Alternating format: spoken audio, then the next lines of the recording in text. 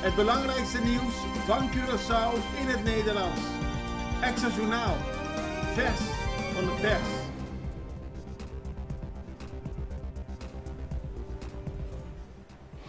Welkom bij Extra Journaal. Fijn dat u weer kijkt. We hebben het belangrijkste nieuws voor u op een rij gezet. En daarmee bent u weer op de hoogte van wat er allemaal gebeurt bij, op Curaçao en in de omgeving. Na de belangrijkste nieuwsberichten zullen we ook aandacht besteden aan de Curaçao Export Week die deze week plaatsvindt. En hebben we laatste informatie over een opmerkelijke zoektocht in Colombia. Maar laten we beginnen met het belangrijkste nieuws. Want op Curaçao is gisteren opnieuw een bewaker van de haven gearresteerd. Vorige week werd al een 50-jarige bewaker gearresteerd omdat hij wordt verdacht van betrokkenheid van het plaatsen van drugs in containers. Gisteren vonden er verschillende huiszoekingen plaats en op zijn werkplaats werd een 45-jarige bewaker van CPA gearresteerd. Ook vanwege vermeende betrokkenheid bij het plaatsen van grote hoeveelheden cocaïne in containers. De man is werkzaam via een uitzendbureau. Er is tijdens zijn arrestatie in de haven ook een huiszoeking verricht in zijn huis in Barber.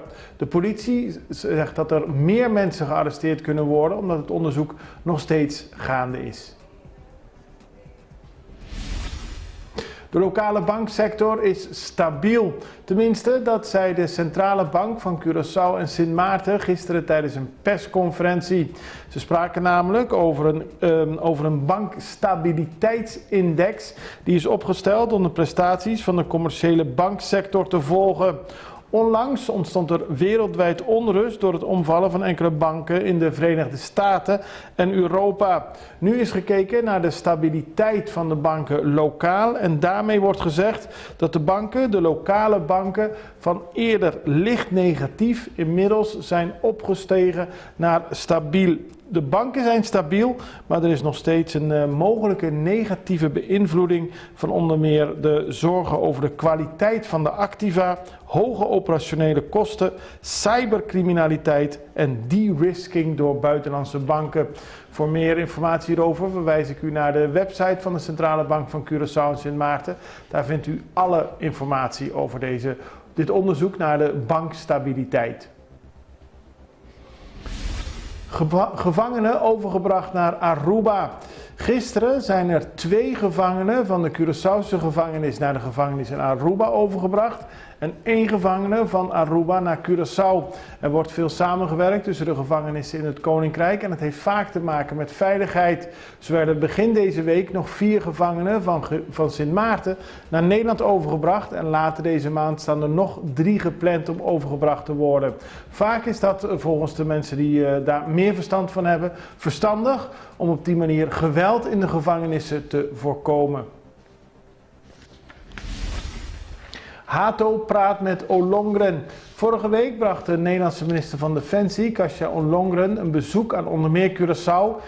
Toen we haar spraken hadden we het onder meer over de houding van Curaçao ten opzichte van de afspraken die zijn gemaakt voor de financiering van de kustwacht. Daar is niet iedereen in de regering Pisas het mee eens. Ollongren zei toen dat ze erover zou gaan praten met Charlton Hato, de minister van Justitie van Curaçao. Die is momenteel in Nederland. De 2 hebben een gesprek gehad en er is onder meer gesproken over de bezwaren die Curaçao heeft over de kosten die de komende jaren moeten worden gemaakt. Ollongren had op Curaçao al gezegd dat eenmaal gemaakte afspraken niet teruggedraaid kunnen worden.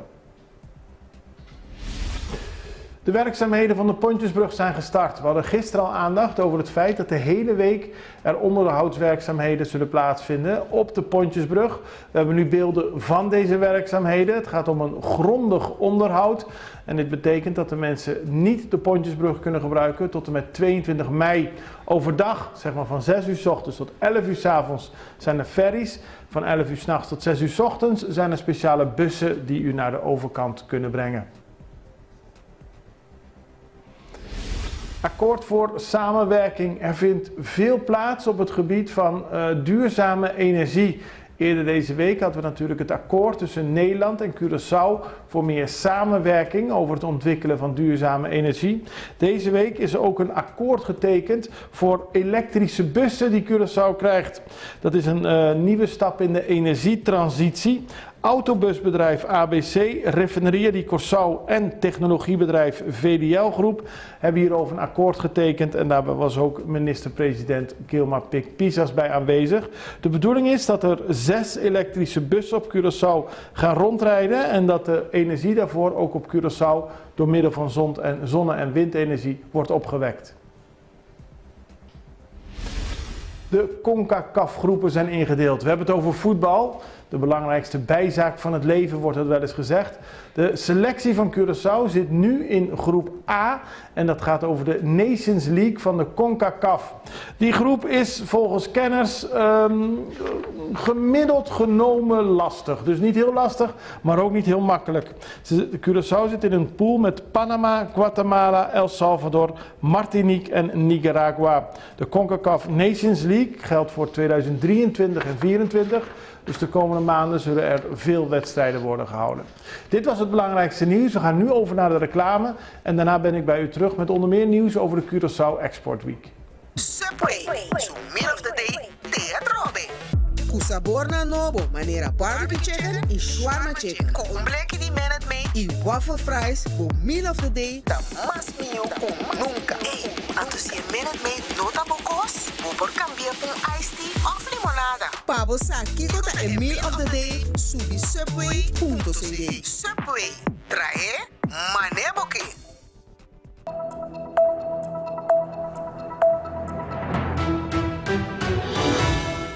Al voor de 6e keer wordt de Curaçao Export Week gehouden. Deze is deze week begonnen en gaat van maandag tot en met vrijdag. Het is de bedoeling dat Curaçao meer gaat exporteren en daarvoor heeft het ministerie van Economische Ontwikkeling een strategieplan ontwikkeld. We spraken met Vanessa Torre van het ministerie van Economische Ontwikkeling en vroegen haar hoe gaat het tot nu met de Curaçao Export Week? Tot nu toe heel goed, hele interessante sessies, mensen zijn heel erg geïnteresseerd. Men wil meer weten over de mogelijkheden om activiteiten te ontplooien, zowel hier op de lokale markt, maar met zicht op export.